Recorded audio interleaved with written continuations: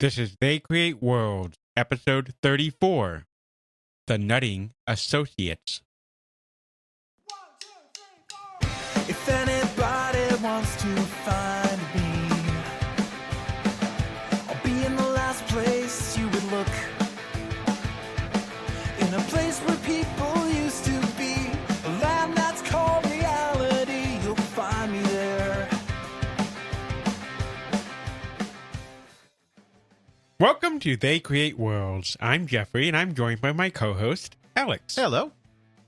Today is Nutting Associates. Any old kind of nutting associate. Not my nutting associate, maybe not your nutting associate, but a nutting associate that was obviously made, popularized, and founded by Nolan Bushnell. That's completely wrong. Yes. But that's how a lot of people may think of it.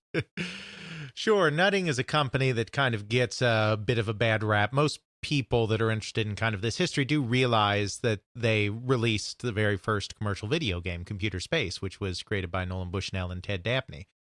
A lot of people don't realize, though, that there was more to the company and that it was actually a bit more of an innovative company than a lot of people actually know, and that there's a lot of history before that video game and a tiny amount of history after that video game that's worth covering as well. Yeah, as I said in the beginning there, a lot of people sort of really tie Nutting Associates to Nolan Bushnell because of Computer Space. At least from my poking around and understanding of it, and from what I've heard anecdotally through you, just sort of the sense you get is that Nutting Associates was sort of like made by Nolan Bushnell, and after he went on to bigger and better things, it fell off after them. And from what you're telling me here is that's not really the case. Right, because it's often portrayed as this kind of bumbling company, and Bill Nutting, the founder, is portrayed as kind of this bumbling guy who kind of ended up in a coin-op business that he never really understood and never knew what to do with, and kind of lucked out that Nolan Bushnell came to him with Computer Space, and that gave him something to work with. And as with any story like that, there is a little bit of truth there. I mean, the story we're going to tell today is not going to be the story of the magnificently brilliant Bill Nutting, who saw the entire future of the arcade industry and brought everyone to new heights of glory either. It's just that the truth is somewhere in between those kind of two extremes. And the story that's been kind of built around Nolan Bushnell's and to a lesser extent Ted Dabney's memories of the company does a little bit of disservice to what was actually going on there. All right, that makes sense. So, starting from the beginning, you have Bill Nutting. What went through his mind in order to go, I'm going to take my last name, throw this associate's name on it, and make a company? Sure. So, Bill Nutting is from the Chicago area and was a pretty well-off guy. His family was definitely upper middle class. Both his father and his grandfather were high-level executives at the Marshall Field's department store, which back in the day was a big deal in Chicago, not so much anymore. But what department store is anymore? I think Sears, at the time of this recording, has just announced they're closing another 150-odd stores around the country. So, and we all know how big Sears was back in the day. Exactly, which has been mentioned several times on this very podcast. It may have. Absolutely. So he came from money, is the thing. He was one of, I believe, 5 children, one of whom will also be playing a role in this story besides him. He came of age during World War II, graduated from high school in 1944, and enlisted in pilot training with the Army Air Corps. Didn't actually see service before the war ended, but he'd always loved flying. I don't know where his love of flying originated. I do know that he was part of the aviation club at his high school just because one of his yearbooks mentions that. So we know that his love of flying at least goes back to his teenage years, so it's not an accident that he was going to try to join the Army Air Corps. Unfortunately, I should interject at this point, Bill Nutting was never really interviewed for a historical retrospective kind of thing. He died in 2008, so he's no longer with us. The only interview that I know of that was in any way historical is one that he gave for the book Video Invaders, which was released in 1982. It was kind of the first book that tried to do any kind of history of the video game industry. Mhm. It was in no way comprehensive, and it had some other stuff in it. It wasn't just history. It was also talking about some of the current hot games and strategies for the current hot games. So it was kind of this hybrid book, but it's the only book of any kind or source of any kind that includes any quotes from Bill Nutting. And it only includes a couple. So for all intents and purposes, he was never interviewed before he passed, unfortunately. So all that we have comes from profiles from way back in the day or recollections of other people and stuff like that. There's no way to get any kind of actual from the horse's mouth. Sure, we're hoping, myself and Ethan Johnson, who we've mentioned several times recently on this program, just because he's been doing a lot of research, are hoping to track down some depositions that he gave back in the 1970s in some of the Magnavox patent lawsuits. They may not exist anymore. Court records that old often get destroyed, but he's in the process at the time of this recording. By the time this airs, we'll probably actually know whether he was successful or not. He's in the process of trying to see if those records are still lurking somewhere in the National Archive system. Mhm. Because barring finding something like that, a deposition or something, there's never going to be a record from Bill Nutting himself describing any of what he did in this industry. He does pilot training, and he's big into aviation, which is something that'll come into play later. After the war ends, he goes off to college. I think he starts out in a college kind of local, but then he moves to Colorado to finish his last 2 years of college, where a childhood friend of his is also in college. I don't know if he moved to that college because he and Claire Ullman were already becoming romantically involved. Again, I don't know the family history, but they do end up going to school together out in Colorado, and they do end up getting married, which is also important to the story, which is why I bring it up. Once he gets through school, and he gets a degree in business, so he is a guy with a business background. A lot of people talk about how he had no idea what he was doing running a company, and it may be that he didn't have a great idea of what he was doing running a coin-operated games company. I don't know. But he did have a background in business. It's not like he was just random guy that was like, I think I'll start a company now. He did. Right. He did He have a actually business went degree. to college and got the knowledge he needed to do business. Whether or not he was ever able to properly apply that knowledge is hearsay, but he at least had the knowledge presented to him professionally trained. Sure, and he had a lot of experience. Once he got out of school, he moved to California. He was briefly with a ball bearing company, and then he spent a lot of years with a company called Ream Manufacturing. And he was involved kind of in all aspects. He was involved in sales. He was involved in purchasing. He did supervision work on the line. I mean, he was involved in a lot of different roles over his years at Ream Manufacturing. And he started out there in San Francisco, in the area that became Silicon Valley, is where he started with them. Then he actually transferred back to the Chicago area because they had a branch office there, and he became the office manager, the guy actually running their office in the Chicago area. Did that for a couple of years. Then in 1959, though, he went back to San Francisco, and he decided to follow in his forebears' footsteps and actually get involved in the retail business. I don't know. It could be that there was family pressure to do that. His brother Dave, who is going to play a role in this story, he wrote an autobiographical book. It's kind of a combination inspirational book, autobiographical book, so it doesn't spell out his entire life in intimate detail, but there are portions of his life story in it. And Dave said that there was a lot of pressure on him to enter the family business, to get involved in retail and department stores. And by association, obviously, Bill would have to have the same pressure as well. I would think so. That's exactly right. So for whatever reason, Bill does move back to San Francisco in 1959, leaves Ream Manufacturing, and goes to work for the Raphael Weil department store, which was a very famous department store in San Francisco. I don't know that it ever became a chain, but it was known as the White House because it had a very impressive gleaming white Beaux-Art facade. And so this was a very big deal, a very top-notch, high-class department store in San Francisco. And he became a buyer for the store, I believe in the gloves department. He did that for a couple of years. And then in 1962, he got involved with a brand new company called edX or edex. I'm not sure exactly how it's pronounced. This was a company, it stood for educational excellence or excellence in education. It's often said that it stood for excellence in education, but if it's EDEX, educational excellence, it seems would make more sense. Right. But whatever reason, it's whatever it is, excellence in education, educational excellence, it's meant to be an education company. It's a technology company.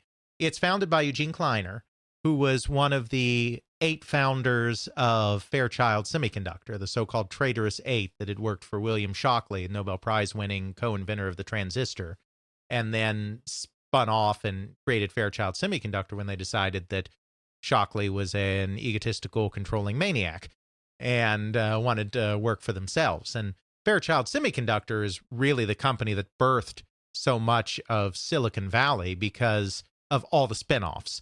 Because Intel was a spinoff of Fairchild Semiconductor. AMD was a spinoff of Fairchild Semiconductor. National Semiconductor was not a spinoff because it had been founded a few years earlier in Connecticut, but it was a Fairchild employee, Charlie Spork, that took over the company that was in Connecticut and moved it to California. So in a way, National Semiconductor is also a Fairchild spinoff. So many of the companies in the Valley are either spinoffs of Fairchild or spinoffs of Fairchild. So really, they're the germination standpoint for Silicon Valley. Sure, in the aspect of Silicon Valley being involved in transistors, there are many different dates thrown around for Silicon Valley. I mean, kind of the founding of Hewlett-Packard, which goes back to the 30s, is another event that is given as kind of symbolic founding of Silicon Valley in terms of being a high technology hub. But yeah, Fairchild is the company certainly that put the silicon in Silicon Valley, even though there were other forces that helped make it a technology hub as well. So Eugene Kleiner's a big deal, and then he later becomes a big-time venture capitalist as well. Kleiner Perkins is one of the most well-known and prestigious venture capital firms, even still today, in the Silicon Valley area, and Eugene Kleiner and Tom Perkins were the founders of that. But in between Fairchild and Kleiner Perkins, Kleiner founded this company called edX, that was focused on creating these kind of teaching machines, so using technology for kind of machine-aided instruction kind of idea. edX had a product that they were developing for the Navy that was a film strip quiz kind of product. So there would be questions with multiple choice answers on a film strip, and then you would press the button next to the correct answer. So it was a training kind of program that was meant to be a little more interactive and a little more interesting to hold the attention of the people being trained, pretty much. And as a sideline, the company decided to create a coin-operated version of it. And I don't know why. I don't know what the genesis of that is. In the Atari book, Atari Business is Fun, Marty Goldberg and Kurt Vendel's book, they put it down to there being kind of a conversation between some of the investors in the company, and Bill Nutting's one of the financial investors in this company, that they were joking that, hey, if you put a coin slot on this might, be really big. And Bill Nutting was like, yeah, if you put a coin slot on it, it might be really big. That sounds like a good idea. I honestly don't know where they got that from. I mean, obviously they didn't get it from Bill Nutting directly, though they talked to a lot of people, so they might have gotten it from somebody. I don't know. But the fact of the matter is that it looks like this was something edX was planning to do separate from Bill Nutting all along, because there is a patent for this technology. And it's owned presumably by edX. Yeah, so at least it was originally owned by edX. It looks like Bill Nutting probably had the patents assigned to him later in the story. But yes, it's an edX patent. edX was the original assignee. The patent dates to January of 1964. That's when it was filed. I don't think it was issued until something like 1967, but it was filed in January 1964, which means that the work on the machine must have been done in 1963, the bulk of the work. And already that machine was, from the very beginning, it was a coin-operated machine, because that patent is for a quiz apparatus, a knowledge apparatus that has a coin slot and is meant to be a coin-operated product.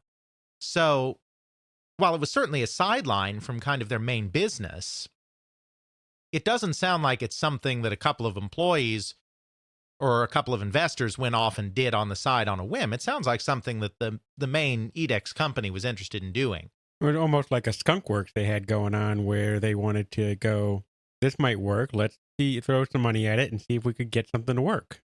Sure. So I don't know exactly why they went this route, but they did. Edix decided to make this into a coin-operated machine, and they called that machine the knowledge computer.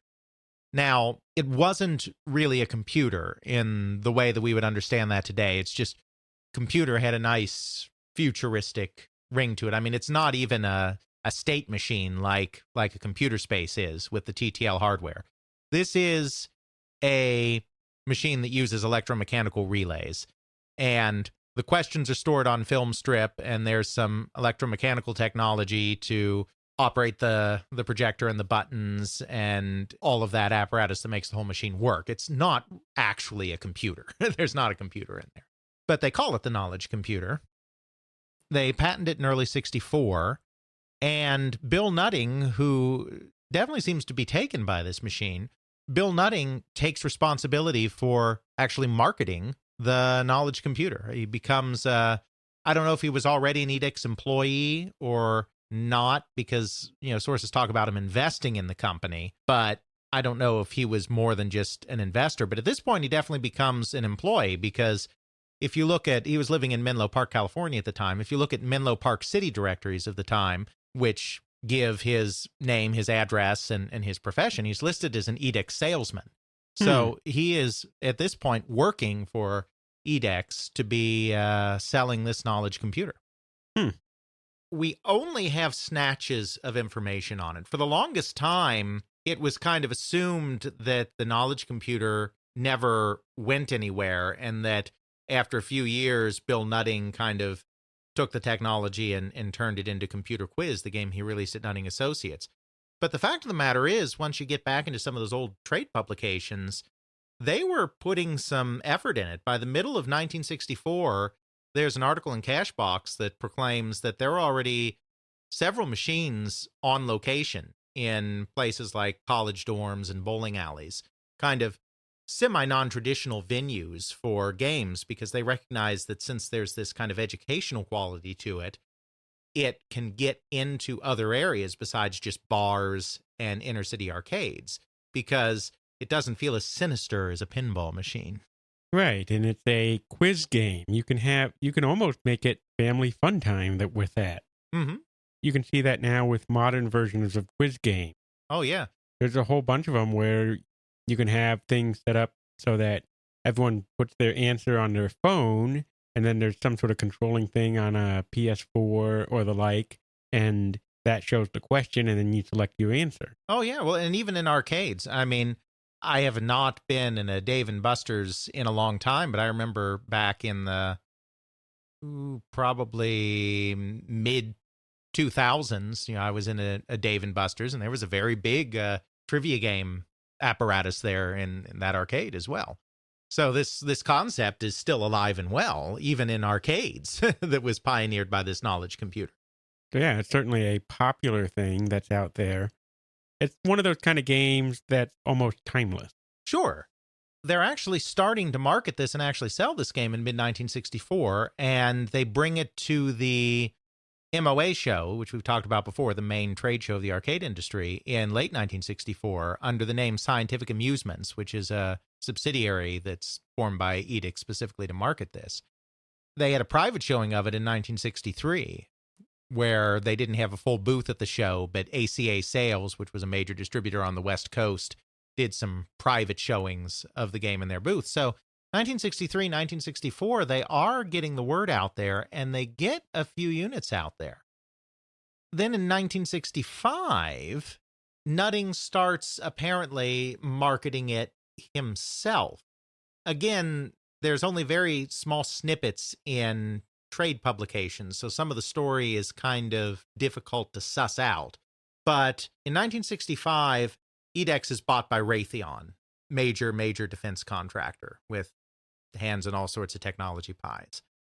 Apparently, Raytheon wasn't really that enamored with this kind of coin-op side business going on.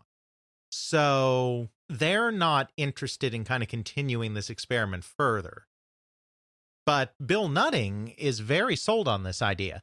So Nutting at this point is fully committed to the coin-op industry. And I'd love to know why. This is one of the things you wish you could ask Bill Nutting now, because here's a guy that's been in manufacturing, he's been in retail, and now he's decided that he wants to be in the coin-op business, which is not something that most people end up deciding to do. I mean, even by the 1960s, the business really, as we discussed before, really took root in the 1930s in the Great Depression.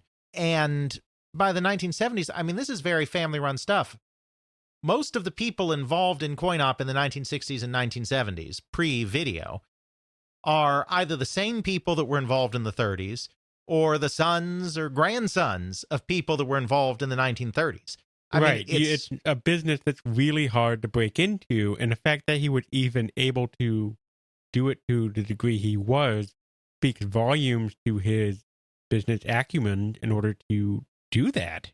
Right. I mean, he understood that he had a product that had a chance to make a unique impact, and he's not a technical guy, and he's not a coin-op guy, so he could never himself create such a product, but he understood that this knowledge computer that he had was something that could be very interesting, and so he decided to break into this very close-knit, tight, impenetrable arcade industry, and manages to carve a small toehold for himself, even though he's out here in California, and the entire industry, more or less, is headquartered in Chicago in terms of the manufacturers. Obviously, there are distributors all over the country, but the manufacturing's all in Chicago, but he's doing it here in California, in the Bay Area.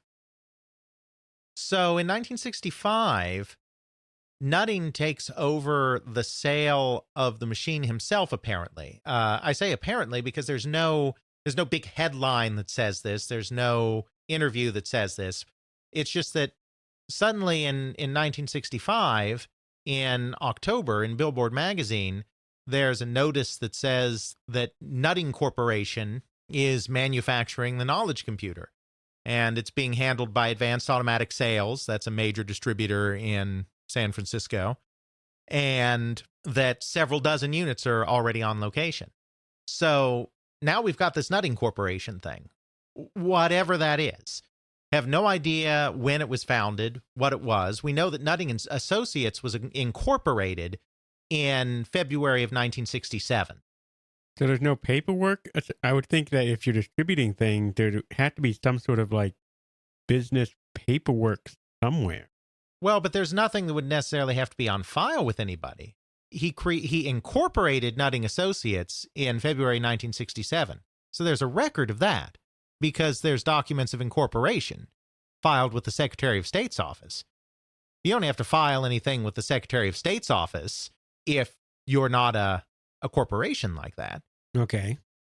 Obviously, if you have a group of partners doing something, you have to have a partnership agreement amongst yourselves, figuring out who owns what part of the business. But that's not something that you then have to file with the Secretary of State's office. I would think you would have to, if you are distributing things and actually selling stuff, you have to have some sort of business license. But it wouldn't be something that would still be on file anywhere today. Okay, it's so not it might be something one that of would those be things maintained, Okay, so it might be one of the things sort of like the court documents where past a certain time period, all the documentation of it could have been destroyed. Exactly, because it's not a corporation at this point. Okay. Bill Nutting does not establish a corporation until February of 1967. So the business he had beforehand would be word of mouth. Right, he's got a sole proprietorship, or he's got a partnership or something, but it's not a corporation, so they're not corporate documents that have survived. But it's still enough of a business where he may have sent in paperwork in order to do the business side of things, but because of however the legal ramblings is, that paperwork disappeared, or gone, or just not preserved. Right. This Nutting Corporation is never mentioned again in any other source. Sometimes the trades get things a little bit wrong when they report, especially on obscure things. There'll be typos or slight errors or whatnot. I wouldn't be surprised if this Nutting Corporation is actually an early version of Nutting Associates. It might not actually be called Nutting Corporation. It might be Nutting Associates. Unincorporated, obviously. But you can have a company before you incorporate it. I mean, Syzygy, which was the partnership between Nolan Bushnell and Ted Dabney. I mean, there's no partnership records of that. I mean, that's just something that they came up with themselves, and then they incorporated it as Atari in 1972. But they would have incorporated it as Syzygy in 1972 if that name had been available. It's just the name wasn't available. The fact that it didn't incorporate until 1967 doesn't mean it couldn't have existed before 1967. So we could have had Nutting Associates beforehand, and then that's when it became a full-fledged company. A full-fledged corporation. It's still a company. Right. A full-fledged corporation in 67. Right. So in 1965, he is selling this machine, this knowledge computer, and there are a few dozen at least out on location. It very quickly becomes apparent it is a terribly bad coin-operated game. The technology is very clunky. It breaks down a lot. It's very expensive to manufacture.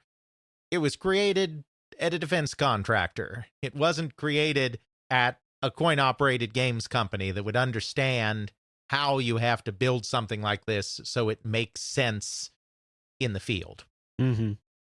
So it quickly becomes apparent that the knowledge computer isn't going to fly in its current state, and he has to get the darn thing redesigned. And he's not a technical person, as I said, so he turns to his brother Dave to help him with this. Dave Nutting is in Milwaukee at this time. He's an industrial designer, so he's not an electrical engineer himself either, or a mechanical engineer. He's an industrial designer. He designs the look and feel of things, more so than the actual nuts and bolts circuitry. But still, he's a guy that understands design and who knows people who also know the more technical things. Dave Nutting designed a couple of interesting things. He designed the Jeep Grand Wagoneer, which is considered the first SUV. Designed that back in the 60s. So he has some cred in that business.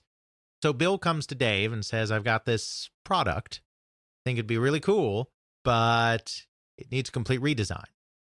So Dave agrees to come on board and help with that. And then he enlists a friend of his that works at a company called Cutler Hammer named Harold Montgomery, who can do kind of more of the technical side of this redesign. He understands the electromechanical end. Exactly. So Harold Montgomery redesigns the machine. So instead of basic electromechanical relays, he redesigns it so that it is plug-in relays on a circuit board. So at this point, the machine is not in any way fully solid state, but there is a circuit board now with relays that plug into that circuit board. So that makes the technology more reliable than the old relays that are in it. And they also rebuild the projector from scratch. Dave Nutting kind of takes charge of that, enlists a local company to help rebuild the projector. They're going to do the manufacturing of this product in Milwaukee, because that's where Dave is. Mm-hmm. And it's also closer to Chicago, the heart of the industry. Bill's going to stay in California, and he's going to be the main guy in charge of marketing it, particularly on the West Coast. That's all great until Bill's wife, Claire, objects to the whole arrangement. She's not happy. And again, don't know why. Yeah. But enough different people have told this story. I mean, the only ones that probably really know for sure are Bill and Dave. And Dave has been interviewed. Dave Nutting's been interviewed several times. And that's the story he tells. Both Harold Montgomery and another associate of Dave's, Gene Wagner, have both recently been interviewed by Ethan again. Both of them in that interview said that that was their understanding at the time, too. Obviously, they weren't directly involved. Right. But it was their understanding at the time. So it's not just a story that's been made up 20 or 30 years after the fact. Has anyone tried talking to Claire and say, hey, why'd you object? No, that seems like it would be a bit rude, doesn't it? A little rude, but... No one's interviewed her. I think she's still alive. I mean, she's up there, too. I mean, these are old people now in their 80s and whatnot. 80s or older. Claire objects to the brothers going into business together and really forces Bill to call the whole thing off. And Bill does. He calls the whole thing off. He says, Dave, I can't work with you on this. Now you have the business guy who had the idea, who no longer has a machine, and the designers that have the machine, but no longer have the business guy. Mm-hmm. And so you get a schism here. They both go off and do their own things.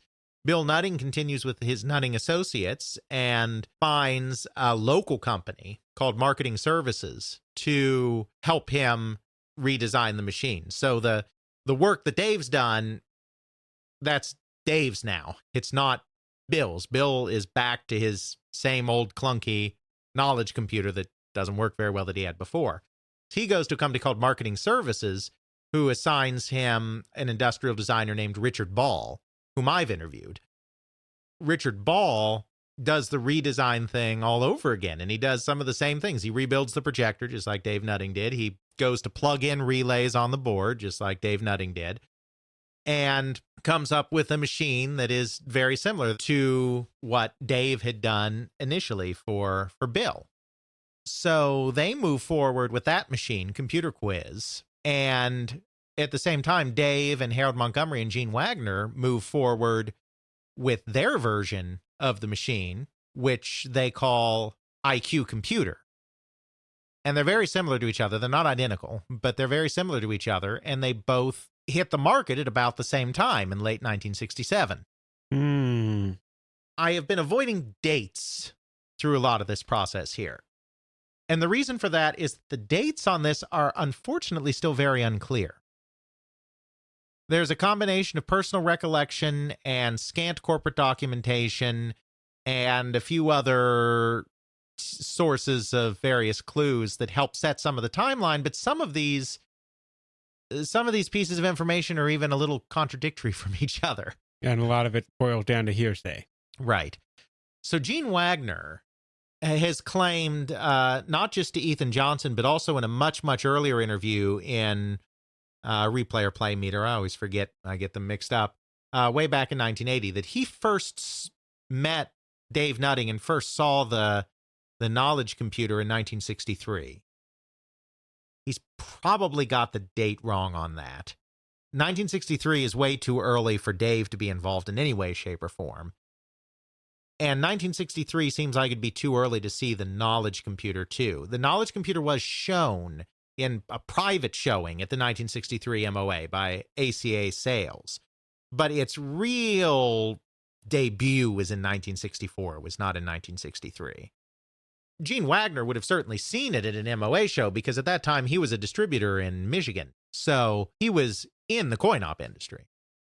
But he probably didn't see it till 1964.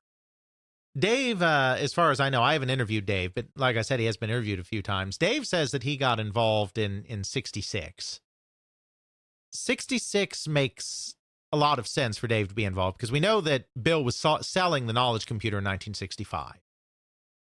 So 1966 kind of makes sense as kind of the transition from the knowledge computer to Computer Quiz. We know that the machines debuted in 1967. The Computer Quiz and IQ Computer debuted in 1967. There's ample documentation of their presence at trade shows and all of that stuff in the trade publications. So the confusion becomes, when was Computer Quiz designed and when did the split between the brothers occur? There's an article in Cashbox, the major trade in the 60s for the coin-op industry, in August that announces the completion of Computer Quiz. And it has a picture of Computer Quiz, but it makes reference to Nutting Manufacturing, which is something that, as far as I know, never existed.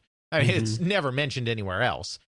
And all of the principles that are discussed in the article are actually principles that are involved with the Dave Nutting side of things. It's Gene Wagner's company. It's Joe Morisi, who is somebody who's associated with Gene Wagner. It's all people involved with that side. But it's talking about Computer Quiz, which is the Bill game. But there's a picture of the game in the article. And in the picture, the game is clearly labeled Computer Quiz, but it's very clearly Dave's design because the buttons are in different places for selecting answers and whatnot. The buttons are in different places on Bill's game and Dave's game. So from the design of the console, it is clearly Dave's game, but it's labeled Computer Quiz, which is Bill's game. So obviously they had no clue who they were covering or how they were covering this, or they were conflating both of them. Well, there was probably a piece of that, but the thing is that picture didn't come out of nowhere. Cashbox didn't create that picture.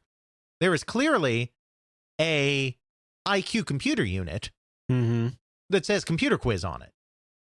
And that has nothing to do with how Cashbox covered it, because... And that's an actual physical computer. It's not sort of like some sort of mock-up or something, right? Well, you don't know whether it's a mock-up or not, because it's just a picture. You can't tell. I mean, it's not a drawing.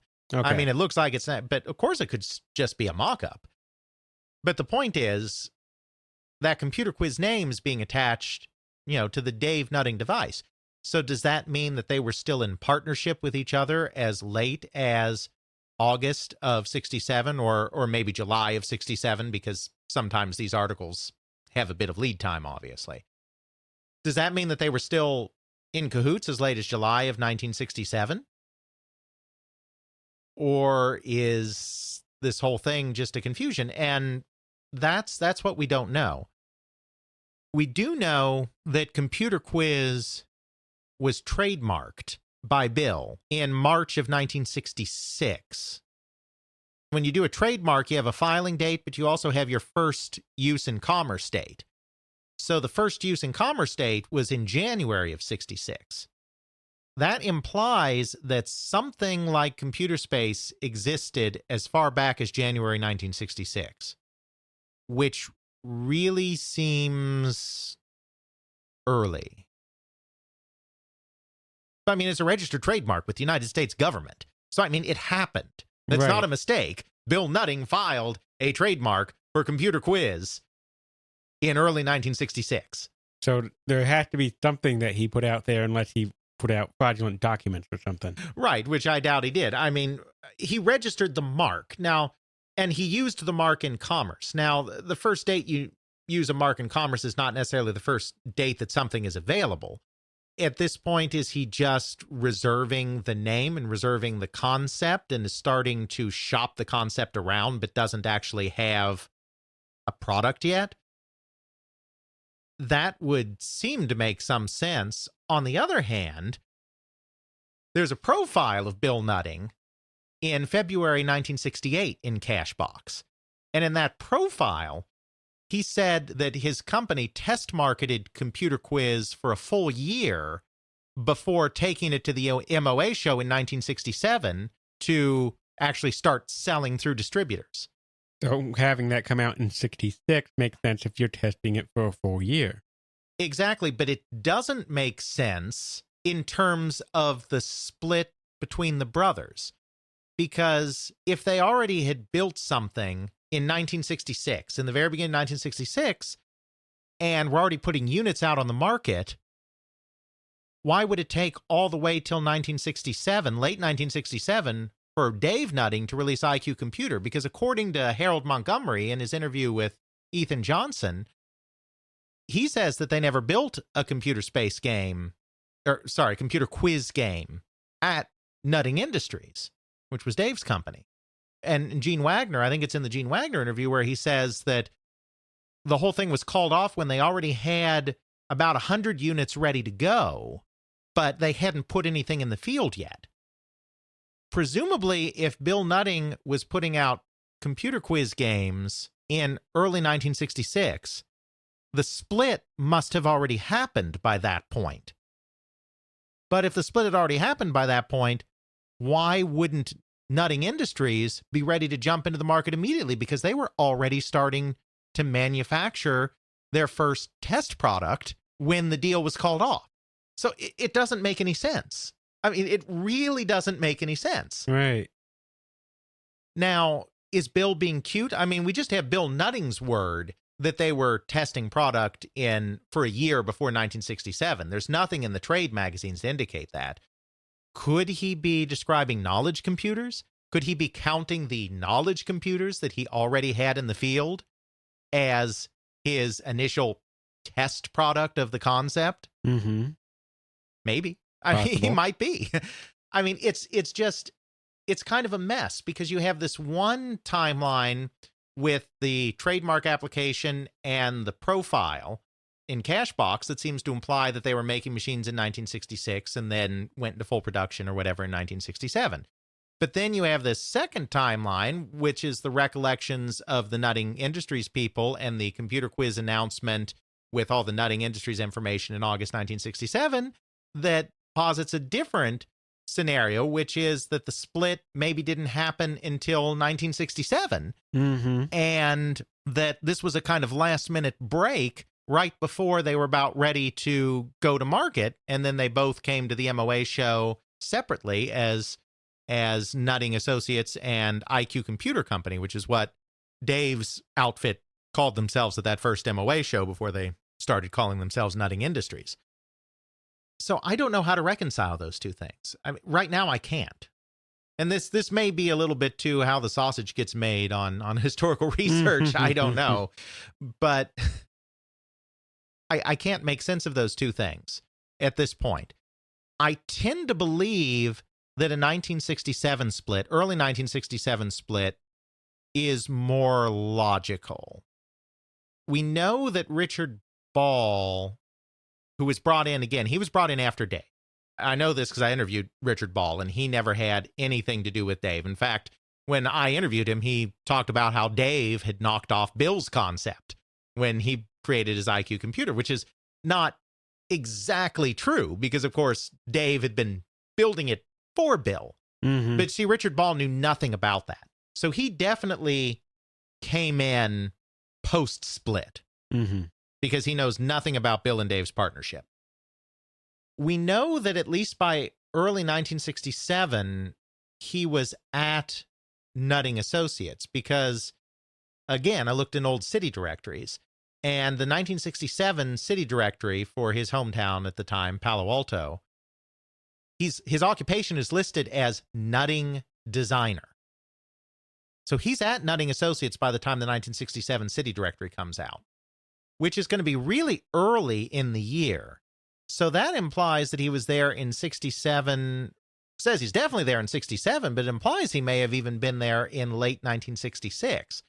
So that would seem to imply a 1966 split, because obviously if you're releasing a city directory in 1967, you're collecting the information a bit before that.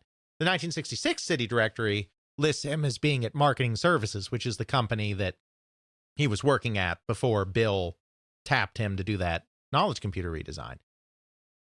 So there's a part of me that says a 1967 split makes sense because you've got that August article where it seems like they were still in cahoots until kind of recently. And you also have the fact that both Nutting Associates and IQ Computer Corporation are last-minute additions to the MOA show in 1967. They weren't included in the first list of exhibitors that was put out by Cashbox. They were only listed a week or two later, which implies that they were figuring out still who they were and what they wanted to do, which implies a kind of recent split. On the other hand, the Richard Ball side of it makes it seem like it may have been, kind of at the end of 66 that it happened. So Could that's have a been mess. that they split in 66 and they, for whatever reason, hey, we're brothers. I'll keep this silent from my wife for a little bit as we clean up this split here, but we're like sort of pseudo working together and then fully splitting over the course of half a year or so. I don't think so, because Richard Ball had no idea that Dave Nutting was ever involved with anything. That's true, but I'm saying that. But he's an employee of the company at this point. If Dave Nutting were involved, he would know. It's a small company. Okay, so it's a hard one, and one where definitely have to get some input from the people involved. Well, we have in as much as we possibly can. Right. It's just we need some seances. There's right. It's just that there's some contradictory information. I think that 67 August article has got to be an outlier. It's possible that Dave Nutting had planned to go forward with the computer quiz name and then, eventually realized he couldn't because Bill did have it trademarked. Dave could not use the Computer Space name because it was a trademark owned by Nutting Associates. Mm-hmm. So it may be that the reason that mock-up still says Computer Quiz is at that time Dave was still planning to call his Computer Quiz and then realized he couldn't. I don't know. Right. I do think that It's a cluster. look, at the end of the day, does it really matter that much to the grand scheme of arcade and video game history? No. No. So we're probably getting kind of in the weeds here a little bit. But it just kind of goes to show, if there's anything to take away from that, it's that part of the reason that Nutting's legacy is not very well known is because there are very few sources, and even those sources don't seem to get the whole story right. So I guess Right. that's the lesson we can take away from that extended And look. history is more murky and ambiguous than textbooks, and your history teacher may lead on. Research is hard, people. Mm. I mean, these are events that happened 40 years ago. 40 years ago, and already so much of it is lost. You can only imagine the nightmare of 100 years ago. Yeah. Well, 50 years ago, I guess, for this stuff, because we're talking the 60s. But True, we're older still. now. But 50 years ago, it's already this loss. So, the poor people that are trying to figure out what happened, 200 or 300 years ago. I mean, geez. For whatever reason, the brothers split, and you have these two quiz machines, and they both come out at about the same time at the very end of 1967. You have Computer Quiz from Nutting Associates and IQ Computer from Nutting Industries. They take the coin-op world by storm. I mean, they're really successful. Each of them sells over 3,000 units at a time when a pinball machine is considered a hit if it breaks 1,500. And so between the two of them, they're selling, 7,000 or so units, which is a great number. Unheard of at the time, I would imagine. Yeah, I mean, not completely. Yeah, sure. Not completely unheard of, but very rare. It becomes an entree into new locations. They both really push into non-traditional venues. They push into bowling alleys, which do kind of have some games sometimes already, but they push into college campuses, which often would not host pinball machines in student unions and whatnot because of that kind of gambling stigma. They pushed into department stores. They pushed into large apartment buildings that would have common rooms in them. These are the kind of places that would not accept a pinball machine because of that real organized crime and gambling stigma that had been attached to it over the years. A fairly unfair stigma, but a stigma that was there nonetheless. So these machines were getting into new locations. And then once the location owner realized this thing was making money for them, then suddenly those other games didn't look quite so bad anymore either. I like money. That's right. So now these games are serving as gateways for other games, particularly after the realistic or audiovisual games that we've talked about before started appearing. Games like Sega's Periscope and Chicago Coins Speedway, because these are also games that don't quite have the same stigma as a pinball machine. And these are also games that are bringing in a lot of money because they're new and novel. And so suddenly you're getting arcade games showing up in unexpected places you didn't see them before. And this doesn't cause a complete revolution or anything. Your bar and your arcade, your inner city arcade, there are no shopping mall arcades really at this time. We're talking about inner city locations. Your working class bar and your inner city arcade are still going to be your primary places where these units are going in. But you're starting to get that little crack. You're starting to get a little more respectability. And the video game really builds on that. The video game becomes even more respectable. It's really aided by these quiz games and these audiovisual games coming in first. And so Bill Nutting is responsible in large part for a very real transformation in the industry. Him and Dave. You have to give Dave's crew credit as well, obviously, because they're both marketing at the same time. The problem, though, becomes what next? It always is. Sort of like this. We just got done doing this episode. That came out on the first. The next one. What's the next big hit? It's always how it is in technology. And neither group really have really great technical people. Bill Nutting, business guy. Richard Ball is an industrial designer. So he's not the technical guy. When it came time to make that circuit board for the plug-in relays, he went to another company that actually made the circuit board for them. You know, Dave Nutting, he's an industrial designer. He can't really do this stuff himself either. They mostly end up, for the first year or so, just continuing to perpetuate that quiz game thing. They release new question packs. They release the 2-player version. Ooh. They go solid state, and that's very interesting because in 1968, October, Nutting Associates goes fully solid state, gets rid of the relays altogether. Richard Ball's the guy that is the driving force behind that in terms of deciding to do it, though he's not the technical guy. They actually have an intern at the time that is a friend of one of Bill Nutting's sons who has a knack for this solid state circuitry stuff. And so they work with him, and then they work with the same company that made the plug-in relay circuit board, and they come up with a fully solid state circuit board, a PCB, and get rid of the relays altogether. And this is probably the very first solid state arcade game ever made. I can't say that 100% conclusively, but it probably is. 80-90% chance. Which is a big deal. I mean, obviously, solid state is what drives the whole industry forward in the 70s and 80s. Video games are a solid state product, and pinball goes solid state in the mid-70s and reaps all sorts of benefits from it. So that move to solid state is a big deal. And the quiz games also pioneer quarter play. At first, Computer Quiz is not a straight quarter play game. It's like 3 plays for a quarter or something like that.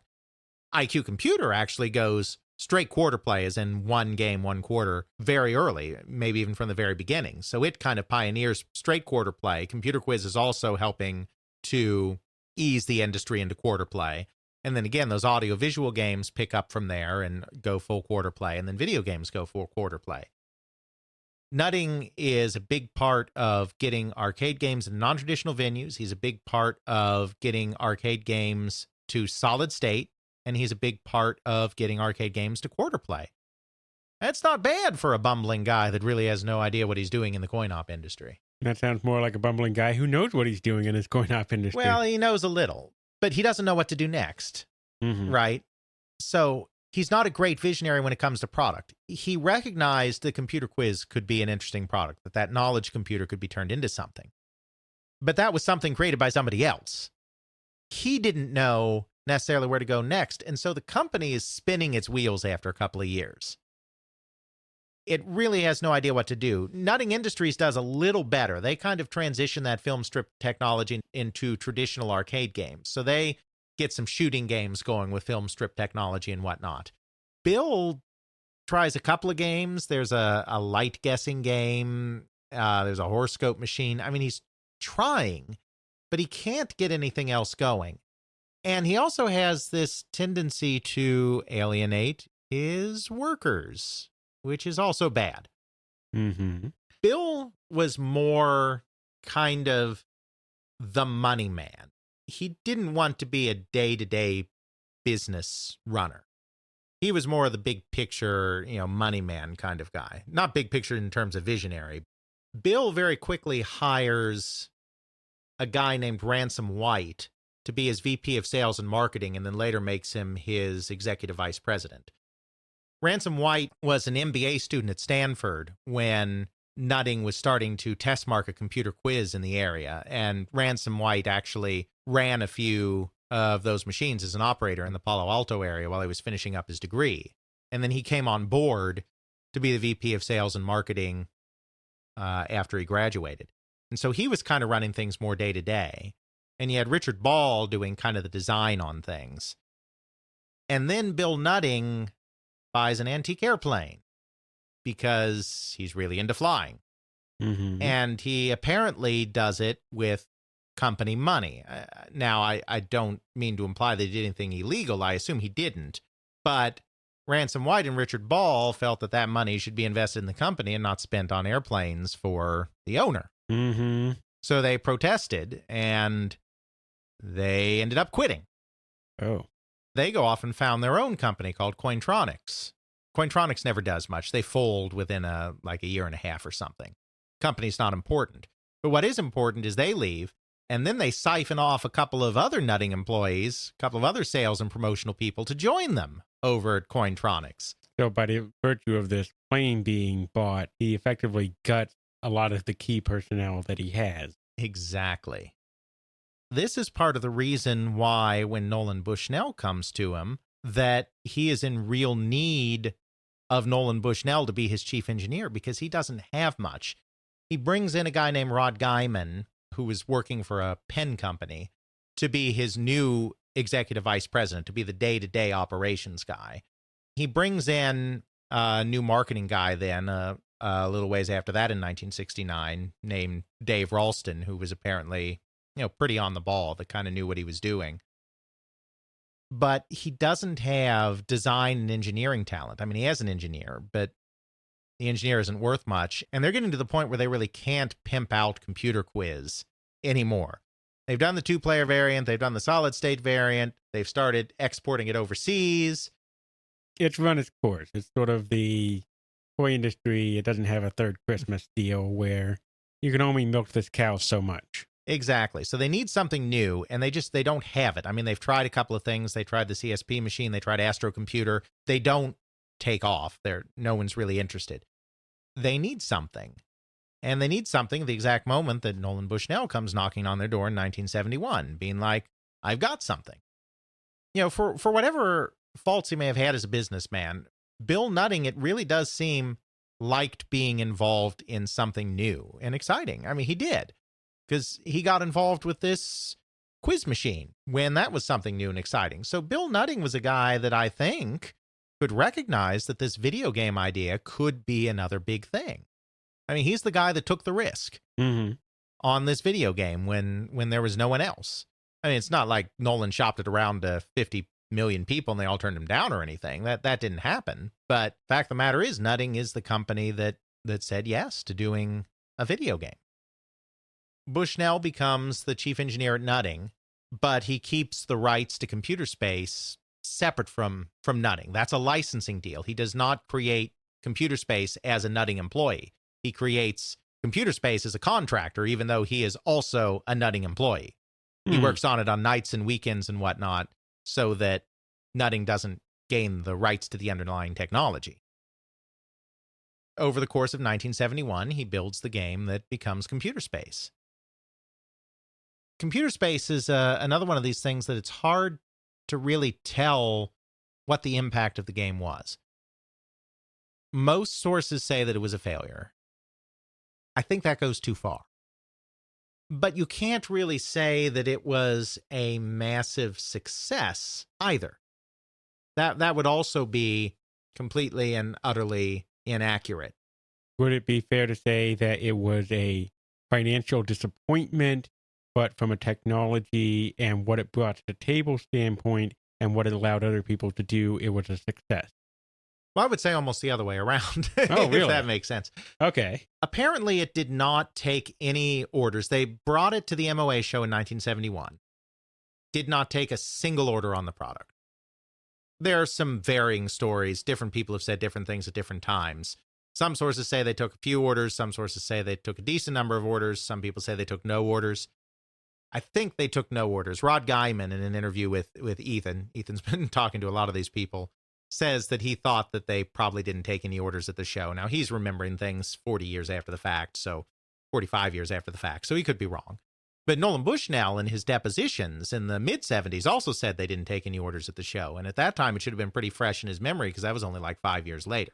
Not to mention it's a deposition. Exactly. Well, he's trying to be truthful, but sometimes you forget. Mm-hmm. In more recent interviews, he's said that they took orders at the show, but that's 40 years after the fact. 5 years after the fact, he was saying they took no orders at the show. But they did have a couple of things going for them. Rod Guyman had started a coin route on the side. In addition to Nutting Associates, he had founded a new corporation to run a coin route. And they put some of the games out on their coin route, and it did really well. I mean, it was earning phenomenally in a lot of those locations.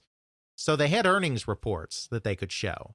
And then they also apparently sent the first few units, the first 5 units off the line, they sent to 5 big regional distributors around the country so that they could put it on location, gave it to them for free, I think for free, maybe, so that they could put it on location and see the earnings for themselves. And my understanding is that in a lot of locations, it earned pretty well. But it didn't earn well in all locations because it was a very complex game, Newtonian physics 5-button control scheme. A lot of working class bars didn't get it. But if you put it in the right place, if you put it at a more upscale location or near a university where you had engineering students. Pretty much targeted at educated people. Mm-hmm. Then you could actually get some pretty good earnings on it because both Rod Guyman and Brad Freger, who later on became a producer at Activision, but at this time was a friend of Rod Guyman who he hired just to empty the machines along the coin route, both said that the machines that Nutting put on its coin route earned really good money. That's independent of each other. So that seems to hold water. And certainly they sold 1,500 units. And again, 1,500 units is good in that time period. It's not, hooray, that's the most amazing thing ever, but it's good. They sold somewhere between 1,300 and 1,500 units. They produced 1,500 units. They may not have quite sold them all, but they apparently sold between 1,300 and 1,500 units. And that's a decent run for a game at that time. So that made some money, for certain. But a lot of distributors didn't want it. From the looks of things, if you look in the trade publications at the time, what it looks like is a small number of distributors really invested heavily in the game and did very well with it because they kind of paid attention to where to put it and how to push it and got it in front of an audience that was interested in it. But a lot of distributors just didn't want anything to do with it because the technology was so alien. They were afraid of the servicing of it because these are not technologically savvy people. They have like pliers and mallets. They go around and they twist this and they pound that and hopefully that works. They're doing mechanical technology, electromechanical technology. They're not doing solid state. And even though solid state machines obviously break down a lot less than electromechanical machines because there are fewer moving parts, they still break down. And it's an alien technology, and it's not that it would have necessarily been hard to learn how to service it, because servicing it is, I presume, mostly a matter of switching chips out, unsoldering this chip and soldering in that chip, which wouldn't be that hard for some of these people to learn. It's still intimidating when you're presented with a new technology that you've never seen before. Certainly. There was also a lot of concern that the televisions would get stolen. I mean, television, pretty expensive piece of hardware back then. Even the 13 or whatever inch black and white televisions that they were putting into these machines, that's a pretty nice piece of technology there that they're afraid the machines would get smashed up and stolen. And of course the control scheme was complex, and a lot of operators were like, people that just press a couple of buttons for pinball flippers aren't going to want to press all of these complex buttons. So it feels like there was a lot of distributor resistance to the machine, and that inhibited sales. But that if a distributor actually invested in the product, they could actually get a decent return on investment. So it was mixed. It really seemed to be that because it's transitional, because you're having something that's coming out from electromechanical age into solid state age, and then you have distributors who have really firm understanding knowledge of electromechanical. And if they aren't willing to put in the effort to become knowledgeable and, for lack of a better term, willful ignorance, they're not going to reap the benefits of that. But the ones who are willing to put in the effort to go, oh, this is something new that's coming down the line. I can see how this can be applied. Yeah, I can't throw it everywhere. I can't throw it at this bar down the street. I can't throw it into this dark, dank hole. But if I aim it towards the audience that wants to play this and might understand this, I'm going to reap some money with this. Plus, I get to save on cost operating this thing because I don't have to do with all this stuff with electromechanical. So by me putting in a little bit more effort, a little more thought into it, and not being willfully ignorant about what's going on, I can reap some good rewards. But those who don't put in the effort they're not going to reap the rewards. And thus, nutting ultimately suffers some because they don't have the whole swash of distributors taking on that product and putting in the effort. They only have a small fraction of that. I really couldn't put it any better myself. I think that hits it exactly right. So the result is that video doesn't take off. So 1,300 to 1,500 in sales is not bad, but it's not world beating. And the thing is, it's not cloned. I mean, that's your real sense. You know you have a hit in the coin-op industry, a real hit, when everybody and their brother tries to make the exact same game you just did. Mm-hmm. It happened with the audiovisual games. It happened with Pong a year or so later. It happened with the early pinball machines in the 1930s. It did not happen with Computer Space. There was one copy of Computer Space made. It was made by a company called 4Play Manufacturing. It was called Star Trek, even though they had no license to call their game Star Trek. Wild, Wild West here. That was the only clone of the game that was made. And I don't think the clone did very well either. I mean, when Pong came out a year or so later, there were dozens, literally dozens of clones and variations. So it did all right. It didn't do great. It didn't inaugurate the product category. You needed something simpler. You needed something people could understand more. Pong, being so simple and so easy, yet so addictive, that drove the market. And it probably helped that there were some distributors that had done well with Computer Space to kind of grease the wheels, because the first couple of distributors that they went to, like Advanced Automatic had known the nutting product because they had been a nutting distributor, and they had heard about the earning reports of Pong, and they were very willing to jump on board with Nolan Bushnell because of all of that and talk the game up to other people. The biggest order that they got early on was from a company called Portal, Automatic Portale. I don't know how he pronounces his name, but Portal Automatic down in Los Angeles. And he had been the most successful, or one of the most successful, Computer Space distributors. He had done really well with it. And so when he saw that Nolan Bushnell had a new video product, he put a large order out. And that large order helped Atari get funding to set up their manufacturing line. The fact that they had some relationships with distributors already from Computer Space helped grease the wheels. And once you had a few people willing to put in that effort, and once everyone saw how great the game was doing everywhere, because this is a game that would play in working class bars, unlike Computer Space. Once you had that, then it really took off. So Pong was definitely helped by the Computer Space experiment coming first. I think Pong would have done just fine even without Computer Space coming first. But it transition in was certainly easier, faster. It probably would have taken longer, maybe an extra 6 months or so, if we didn't have Computer Space beforehand. Exactly. It did help grease the wheels a little bit.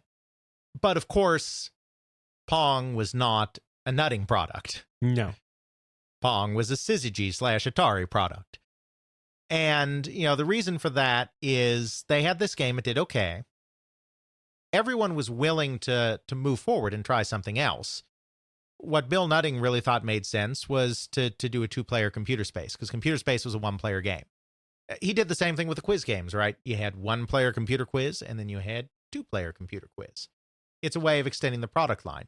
So obviously he was satisfied enough with how the game did, because you don't decide to do a sequel or an update or enhancement to a game that bombed for you. That would be throwing good money after bad. Mm-hmm. So clearly they were satisfied enough.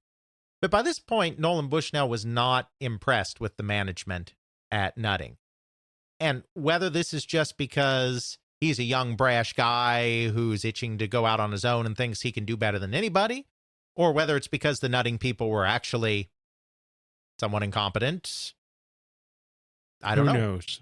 I mean, obviously Nutting didn't succeed as a company long term. It went out of business in the mid to late 1970s. So, right, obviously they can't be the best people in the world, or they would have kept the company going. Bill Nutting, I get the sense, was kind of detached from the day-to-day.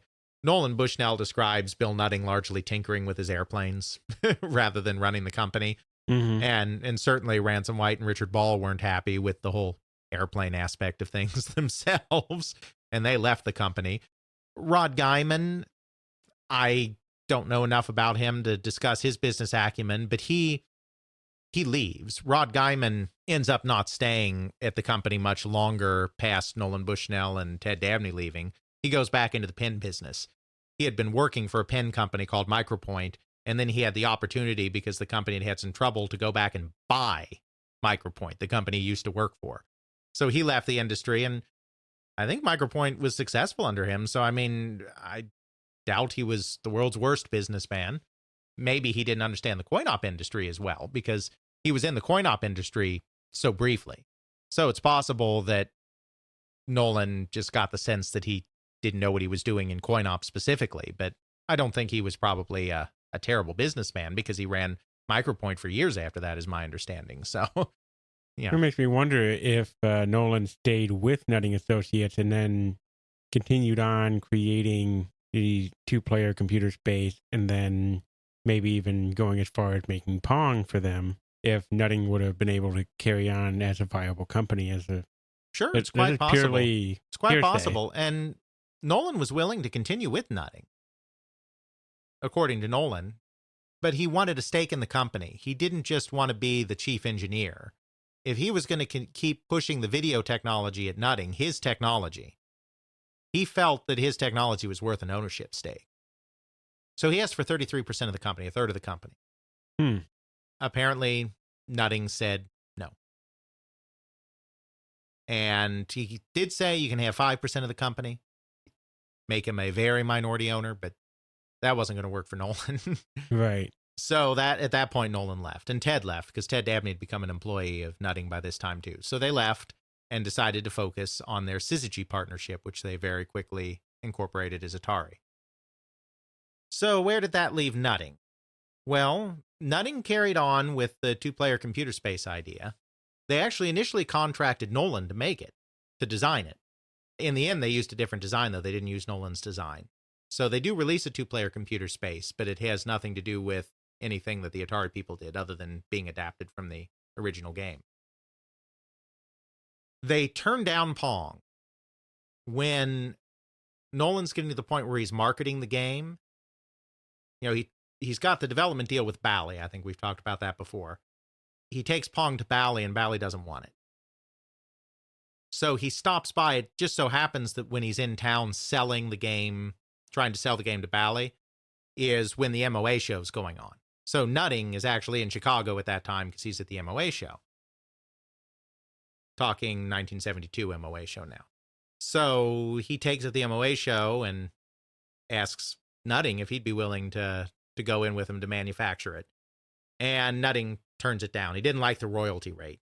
I don't know what it is about Nutting and not wanting to give up control and not wanting to pay royalties. I don't know enough about the man's personality to know where that all's coming from. But clearly he doesn't like any term that Nolan Bushnell ever throws at him. Do you have any idea what that term was? What the royalty rate would have been? No. So he turns down Pong. But after Pong starts becoming a sensation on the West Coast, he decides, yeah, I should get into that Pong thing too. And at this point, he becomes a chaser. He becomes a chaser of markets started by other people rather than creating markets himself. I guess in a way, it was always like that, because after all, the knowledge computer is not something he initiated. It was something that his company did. And computer space is not something that he initiated. It's something that someone brought to him. And he never really has anyone, I guess, that brings him anything again, because he becomes a chaser at that point. He releases one of the very first Pong clones, which is very uninspiringly named Computer Space Ball.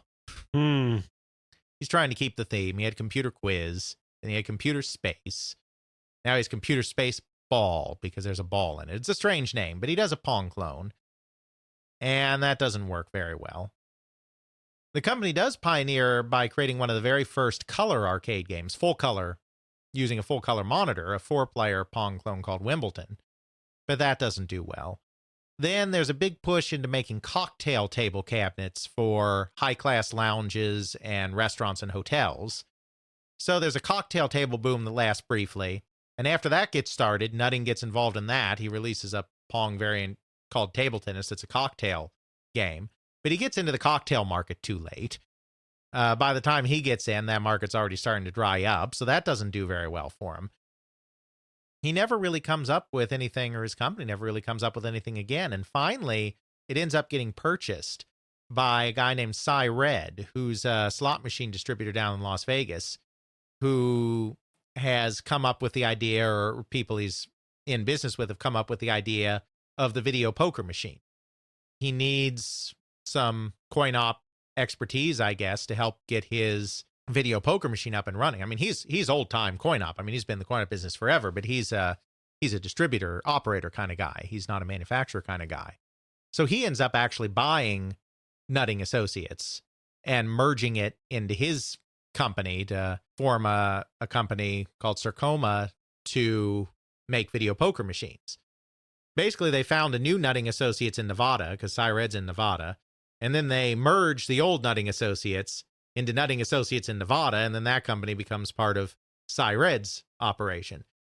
And Nutting stays on for a little bit with the Nevada company, then finally exits the industry. And for a while, he ends up, he returns to his flying thing. He does more of that. He has a really bad crash. I forget exactly when, and that kind of turns him towards religion even more. And then he becomes kind of a missionary flyer for a while in Africa, delivering supplies and whatnot in airplanes in Africa, and really focuses on his flying aspect more, and never comes back to the coin-op industry or the video game industry ever again. He's sort of lost in planes and religion. Yeah, he moved on to something else. I mean, he did that a couple of times. He started out with a manufacturing company, then decided to follow in the footsteps of retail. Then he got involved with eDex. Then he decided from there to get into coin-op, and then he decided to get out of coin-op and get into something else. So, he was never that heavily invested in being a coin man for his entire life, or a video game man his entire life. But I guess he was always chasing something or another, and for a brief period of time, he was chasing coin-operated games. That makes sense. As much as it can. Is there anything else you want to touch on? I think that about covers it. All right. Well, that pretty much sums up Nutting Associates, and from its conception all the way to its demise and purchase and sell-off and merger. Where do we go into next time? We have to talk about something else? Yes, we do. We have to feed the beast. That's not good. All you people want to hear us talk for some reason. Well, it feels like we've been focusing an awful lot on the arcade recently, so it's probably time to switch gears again and talk about another aspect of the market. One of our semi-early episodes was an examination of the early years of Electronic Arts, the founding of the company, and some of the struggles that they went through in the first couple of years as they were figuring themselves out. And it might be nice now to continue that story and talk about how EA grew and changed as the 1980s progressed, and they started slowly morphing into that corporate behemoth that we know and, according to consumerist polls, really hate today. Well, I guess that decides it then. Next time we will go into EA, the teenage years. Next time on They Create Worlds. Also, as a side note, if you would like us to cover some sort of subject, feel free to email us at tcwpodcast@gmail.com. We'll see you next time. Check out our show notes at tcwpodcast.podbean.com, where we have links to some of the things that we discussed in this and other episodes. You can check out Alex's blog at videogamehistorian.wordpress.com, email us at tcwpodcast@gmail.com, and follow us on Twitter at tcwpodcast. Intro music is Airplane Mode by Josh Woodward, found at joshwoodward.com/airplane mode, used under a Creative Commons Attribution license. Outro music is Bacterial Love by Roland Music, found at freemusicarchive.org Used under a Creative Commons Attribution License.